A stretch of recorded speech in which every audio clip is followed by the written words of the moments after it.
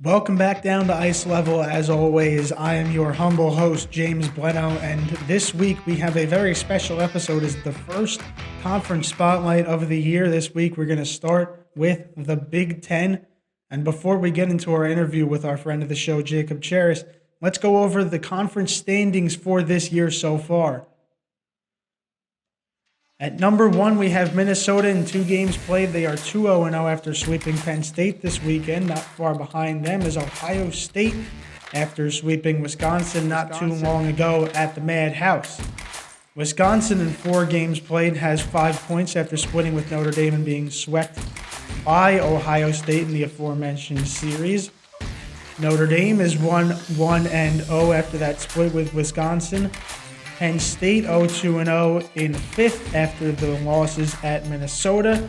And Michigan State 5-2-1 and 5-1-0 overall, but have no conference games played so far. So it'll be interesting to see what happens in their first series this weekend.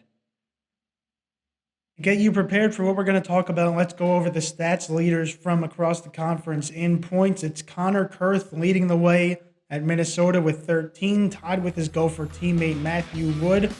Cole Knubel of Notre Dame with 12. Jimmy Clark, another Gopher, with 10, tied with Ohio State's Riley Thompson. In terms of goals, Cole Knubel leads with 6, tied with Minnesota's Connor Kurth and Ohio State's Max Montez. And Quinn Finley of Wisconsin and Brody Lamb of Minnesota both trail behind them with 5 goals apiece. Assists, it's Minnesota's Matthew Wood leading the charge with 10, and Minnesota's Jimmy Clark, Penn State's Aiden Fink, Ohio State's Aiden Hansen-Bacata, and Minnesota's Connor Kurth all behind with 7. In terms of face-offs won across the conference, Notre Dame's Danny Nelson with 104 at the top, Wisconsin's Gavin Morrissey with 88 just behind, Michigan's TJ Hughes with 79, Wisconsin's Owen Lindmark with 78, and Ohio State's Riley Thompson with 77. In terms of the goalies, we have Christopher Eberle leading the charge with 1.09 goals allowed. Minnesota's Liam Soulier behind him with 1.25. The Big Ten goalie of the month, Notre Dame's Owen Say with 1.4. The star of Michigan State, Trey Augustine with 1.60. And Penn State's Arseny Sergeyev with 1.71. And in save percentage, the goalie of the month, Owen Say of Notre Dame with 96. Ohio State's Christopher Eberle not far behind with 95.4. Minnesota's Liam Soulier with 94.8. Trey Augustine with 93.9. And the Michigan Wolverines' Logan Stein with 93.2. And now that we're done with the stats and the standings, let's get right into the breakdown. Here's Jacob Cheris. I know you guys aren't all here for me. We're bringing back a friend of the show, Jacob Cheris, talking about the Big Ten. Jacob, how are you? You know, James, I'd be lying to you if I said I'm great, but it has been a painful 24 hours for a Penn State fan like me.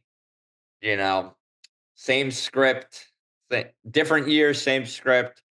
Penn State football lose to Ohio State in a winnable game. This is not a football podcast, but then the hockey team decided to lose in heartbreaking fashion after they played really well. But other than that, you know what? I will say, not all bad. The Capitals are back.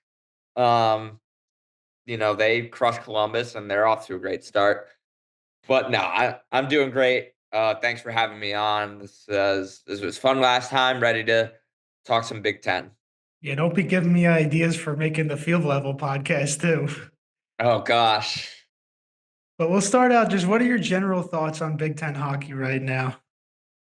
Yeah, I mean, early impressions are, still early in the conference season. The action has been really good as usual, as Big Ten is always one of the premier conferences in all of college hockey. There have been some really cool storylines that we'll get into, like, you know, a team dressed in red and white that has not been playing well. And another team in red and white that has been playing really well. It's just a lot of good action. Last night saw some good action. It's going to be another tight season that's going to come down to probably the last series like it did last year with Michigan State and Wisconsin battling for the Big Ten regular season in the last series of the regular season. Yeah, and then let's get right into it. A lot of star power in this conference. Who are Yeah. your top players across the Big Ten right now? Yeah, well, at the beginning of our first episode, I've mentioned this guy. I've wrote about him, and I've also texted with a lot of friends about this guy. Um, Reese Wallback from Penn State. I have talked about numerous times how he's due for a breakout year, and he has certainly delivered. He has been skating really well. Um, he's been shooting the puck. He's, I think, third on the team in points.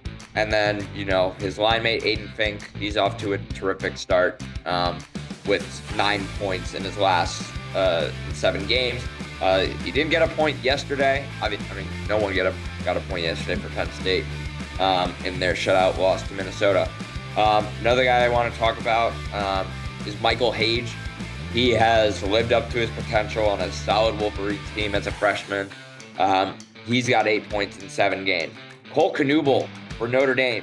He has been very, very, very good. He was really good at the back half of last season for the Irish. This year he's off to a terrific start. He's third in the Big Ten with 12 points, 6 goals, 6 assists. And also, we'll get into him a little bit. Aiden Hansen-Bukata from Ohio State. He has lived up to his potential as their true number 1 defenseman, which is something that the Buckeyes lacked last year since Mason Lohrei left 2 years ago. He has been a great offensive defenseman and a reliable shutdown defenseman as well. He's got 8 points in 8 games. So those are the guys that I have really, really, and of course, Matthew Wood, he's the Big Ten leader in points. He's been outstanding. Connor Kurth is due for a breakout year for the Gophers. I was not expecting him to get off to this great a start as he is. So there's a lot of talent, lots of guys to choose from, but those are some of the guys that I've had my eye on. Yeah, a lot of great goaltending across the conference too. You can't count out guys like Sergeyev at Penn State and Soulier at Minnesota. A lot of these guys with goals against averages below 2 right now. Augustine, of course. Yeah. Well, yeah, for sure. I mean, with Soulier, obviously the big storyline last night, 28 saves shutout against his former team in Penn State. He's been splitting time with Nathan Airy. Nathan Airy is the up-and-coming star for them. Like, he's their goalie of the future. And he's actually played really well. And Soulier's there for insurance as a veteran presence. He's done this for a long time now. And he played outstanding. He played outstanding yesterday. It was a, great storyline. And you know what? Even though I'm a Penn State fan, I'm really happy for Liam Soulier. I've covered him for his first 3 years at Penn State. I have nothing but great things to say about him and interacting with him. He was always a very well-spoken, thoughtful young man, which is tough to do as a goalie. Yeah, absolutely. And there's a lot of teams across the conference right now exceeding the expectation on the ice. You talk about a team in red and white seemingly doing a little bit better than we thought they would. Let's expand on that. Ohio State has been the team that has stuck out to me, James. I know, so this year, they have a weaker schedule, like to start the year. Unlike last year, last year it was really tough. Like, yeah, they started the year with Mercyhurst and a game I think they almost lost, and Lindenwood. And then, they immediately went into Big Ten play. Like, they played Michigan, they got blown out, and then they played Omaha, who was a really good team. But this time, like, they're playing some really, really good hockey. Like, they are playing with a lot of pace, a lot of speed. They finally, like, their offensive guys that they brought in are living up to their potential. Like, Gunnar Wolfontaine has been great. Riley Thompson, he's a top scorer in the Big Ten right now. And he's only a sophomore. He played his freshman year at Anchorage, and he was one of their top scorers. Max Montez, he absolutely torched Wisconsin. It was a really big story because, that he was from there, had 3 goals in that series, and Buckeyes have just won 7 in a row. They've played really, really good hockey. They crushed Lake State with a sweep, and they also they swept a struggling Wisconsin team as well. I believe that was on the road as well. So, what's up? That was on the road. Yeah, it was on the road. And Logan Turnus, their goalie, has played really well. He's been, I think, splitting time with Christopher Everly, but Turnus has played it great. 4.30 record, 9.19 save percentage, 2.01 goals against. They've got a really big test against a Michigan State team that's coming off of a bye. They're going into East Lansing, which has become a very tough environment. And Michigan State has also won 3 straight. So I think this is the series that will really determine whether the Buckeyes can be, a legit threat um, or not. Because, we saw what happened last year. They didn't get their first Big Ten win until I think it was like late December, maybe even early January. So I've really liked what I've seen from them. I mentioned Hansen Bukata. I'm very, very high on him. He was the big piece that was missing from a very young Ohio State defensive core last year. They were a brand new defensive core that was, inexperienced playing with each other, and they got it together at the end of last season. That's why they almost beat Michigan State in the Big Ten semifinals. That's also why they upset Wisconsin in the Big Ten quarterfinals. But like I said, the one piece that they were missing was a true number 1 defenseman because Mason Lohrei left after 2 seasons. And Hansen Bukata has been that. And, he's a 5th year. He was one of RIT's last leading scorers last year. So Buckeyes, I've really liked what I've seen from them. I think they're exceeding expectations. I could mention Notre Dame. Notre Dame has been scoring a lot too, which is something that a team like them has always lacked. I know they split with LIU, which, is disappointing. They split with Wisconsin though. So Buckeyes have, to answer your question, it's been Ohio State that have exceeded my expectations. Yeah, I mean, you got to think if they at least split that Michigan State series, that Steve Rolik's got to be looking at, some bigger jobs. He was a candidate for that Wisconsin job few years ago. Was he really? Went with Mike Hastings. I think there were rumblings about him going there since he's an alum. That I did not know. It's very good to know. So, yeah, you have to, because they are a team that loves to play the trap, loves to play structured, that low event style of hockey, like the Islanders. So, and they've gotten back to their identity, but like I said, a big test for them is if they keep it close against Michigan State, if they shut down their high-powered offense, I think that will be a huge, sign for them down the line. Yeah, absolutely. And we go from teams exceeding expectations. We already talked about them a little bit, and I know you were waiting a long time to talk about We this. have to. Tell me another team in this conference that has underperformed. There is no, yeah.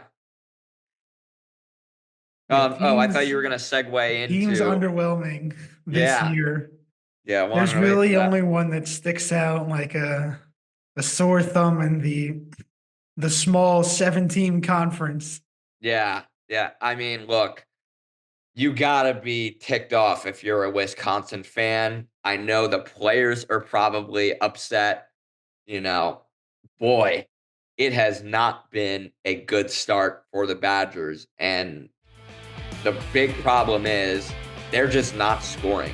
They're the 2023-24 Washington Capitals. They cannot score for their life right now. It's still early, 1.8 goals per game. And my take on them has aged like, old milk. It has not been good. And I hate giving this guy credit. I hate it. And I told him I'd do this. My good buddy, Josh Bartosik, who does a great job covering Penn State hockey for Penn State Com Radio, he told me, numerous times when we would be texting about this. The Big Ten, Wisconsin's going to fall off. Wisconsin's going to fall. And even Jared Rubato, who you had on this podcast too, he told me they're going to take a step back. So you know what? It happens. This conference is unpredictable at times. It's still very early. They still have they still have good players. I'm not going to write them off just yet. We'll get into our revised standings. They've definitely taken a dip, but I still think there's a lot of potential to be had. It was huge that they got a split with Notre Dame. It was massive. Simon Tasley finally got on the scoring sheet. He scored the game-winning goal on a power play last night on just a backdoor play. Wisconsin, here's the thing with them. I don't know how much you've watched of them. They've got out to some good starts. I think they've scored first in 3 out of their last 4 games. It's just they just haven't been able to expand their lead. They just haven't been able to capitalize on the chances they get after that and hold the momentum. They have one of the worst shooting percentages in the country. Right now have a 4.9 save percentage or shooting percentage right now, which is 3rd worst in the country. And last year it was 9.2, and I think they had a 4% save percentage in game 2 or game 1 against Denver. I get it. It's Denver. They're the defending national champs. They're going to be good. But Wisconsin should be that good too. A top team as well. They were blown out. One guy, I mentioned him in our first episode, Cody Laskowski. No points in 8 games. That's unacceptable. That is straight up unacceptable for one of the top guys in the transfer portal. It's good. They've got some players that are playing okay. Quinn Finley leads their team. Gavin Morrissey, who's a freshman, he's been really, really good. I know Tommy Scarfoni, I don't think it's been all on him, but you'd No, it like to. hasn't. You look at the numbers and it looks like it's all on him. He's the only starting goalie in the conference with a goals against average over 2, which is a little bit insane, but with a conference full of this many teams, that's the standard. Yeah, no, for sure. But I think you'd like to see him come up with a bit more of those saves that he shouldn't be making. You know what I mean? Those are the goalies that are very good. They come up with some saves that they shouldn't. Not all of them that they should. You know what I mean? Those big saves. So I think he needs to be better. This entire team needs to be better. Hopefully, their split over Notre Dame, their win, maybe gets them going, but they need to score. That's just the big issue with them. They cannot score right now, which is a problem in this conference full of offense. Yeah, I mean, you got to think at this point, there's so much media, including us talking about them, but the call has to come from inside the house if they're going to turn it around. And Mike Hastings, I think, is still a very good coach. Look, I get it. They lost 40% of their scoring last year. I get it. I think we're seeing the inexperience of this team playing together take shape. It's going to take some time for them to gel. And as we know in this conference, it doesn't, I mean, they're not in an ideal situation right now. You don't want to get off to a flat start, but again, it's still relatively early. And we've seen a lot of these teams sometimes, when the second half starts, they really turn it on, you know, Notre Dame is a team that always pops up to mind that plays pretty well down the stretch. They've always been in the mix. So maybe we see that with Wisconsin. I still think there's a lot more potential there, but only time will tell. And yeah, I mean, I don't remember who they're playing. I think they're in Minnesota, or no, they host Minnesota this week. That's going to be a big test And we'll against be a going very over a good. lot of those matchups later in the episode. Yeah. Okay. But now it's time for my favorite part of it because you tend to not really succeed with a lot of these. No. It's the hot takes. So we did a Yeah. few of these at the beginning of the season, and you said one of them aged like a carton of milk. Well, that was just yeah, that was just a prediction, but yeah, Yeah. it's not great. But we'll get a little spicy. What are your hot takes for the Big Ten down the Yeah. stretch? Yeah. Let's say this weekend, Notre Dame goes into Yost and gets 4 points. You know, Cole Knuble gets a hat trick in game 1, and then Notre Dame loses the next game in overtime. You know, they're playing well right now. You know, this is a big test after splitting with a struggling Wisconsin team. But you know, they're a team I really like what I've seen from them. And why don't we go with Wisconsin splits with Michigan State? You know, I know these are predictions that, you know, of the upcoming weekend. So yeah, I think those would be some of my, you know, hot takes of the of this week at least so far. They will probably all be wrong. Yeah, I mean, we'll break them down on the weekend recap. So Yeah. we'll see how you look Oh God, you're gonna for replay what our I said, fans. and then you're gonna say, "Well, that didn't go well."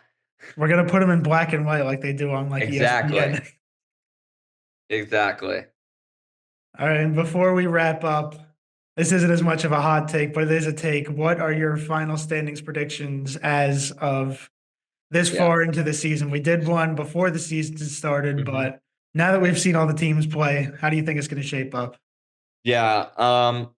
I think Minnesota gets first. They're a really good team. Like they're they're always going to be good, but this year they've been playing so well. Like their offense is up there with one of the top, you know, it's up there in one of the top offenses in the nation. You know, like Wood, Snuggerud, Moore, Kurth.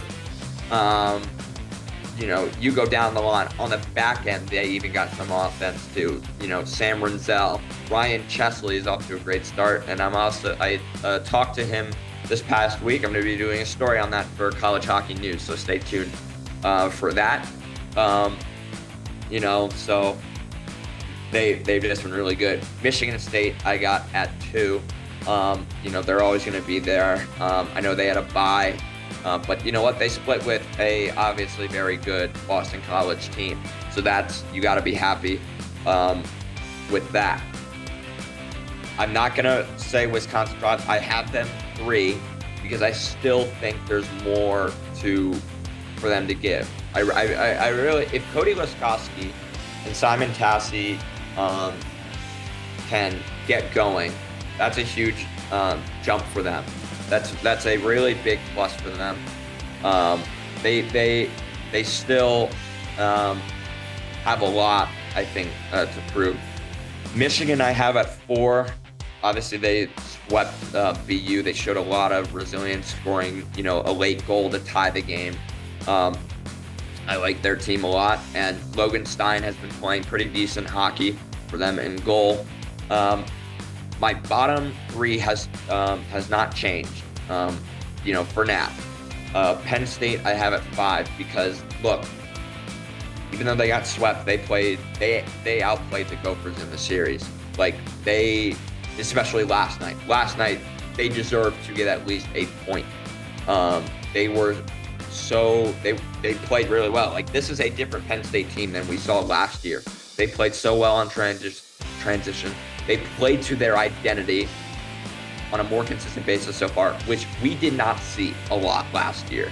They did not play Penn State because they just weren't really built for that. You know, it was a rebuilding year. And this year, they have, you know, some good young pieces to play with that style.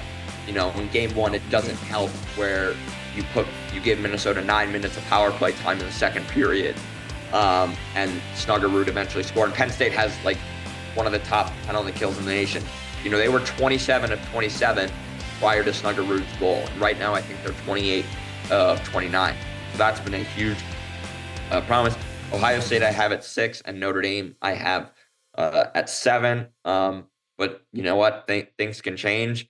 Like I said, I've liked what I've seen from Ohio State and Notre Dame thus far, but doesn't really matter with non-conference. I mean, it matters in terms of pairwise, but it only matters when Big Ten conference play rolls around. So those are my revised standings. All right, Jacob, thanks so much for coming on. This is a powerhouse conference. Yeah. And, you need all the information you can get to keep up with this conference, even if some of it's going to be thrown out the window in about 3 months when Notre Dame's in like third somehow anyway. Yeah. Yep. And Owen Say, their goalie, has been really good. I think he was the October goalie of the month or something like that. Yeah, he was. But thanks so much for coming on. We're going to move on to the forecast of the games this weekend. Yep. Thanks for having me, James. Appreciate it. The Ice Level Podcast is sponsored by Best Damn Tape. Best Damn Tape's mission is to supply the most affordable and elite level sports tape to athletes worldwide. You can go to bestdamntape.com and use code DanKShow40, that's DanKShow40, to get 40% off your order. Go to bestdamntape.com and order your clear tape, your black and white tape, scented stick wax, and more. Before we wrap it up, let's take a look at the Forecheck Forecast Big Ten edition. On Friday night, Ohio State kicks off its season series with Michigan State heading to East Lansing with a 4 o'clock puck drop on Friday and another Saturday game. Notre Dame heads to Ann Arbor to take on the Michigan Wolverines for their first Big Ten series of the year as well. And the border battle kicks off in Madison with Minnesota taking on Wisconsin and Penn State on a bye for the weekend. And that's all for this week on Ice Level. Thank you all so much for coming down with me. Thanks so much to Jacob Cheris for coming on the show. And check out his work on college hockey news. There's going to be some great stuff coming out this upcoming week and in the coming weeks as the Big Ten season begins to ramp up. I've been James Blennau, and I'm not an expert, but neither are you. And together, we're going to grow this game. I'll see you next week.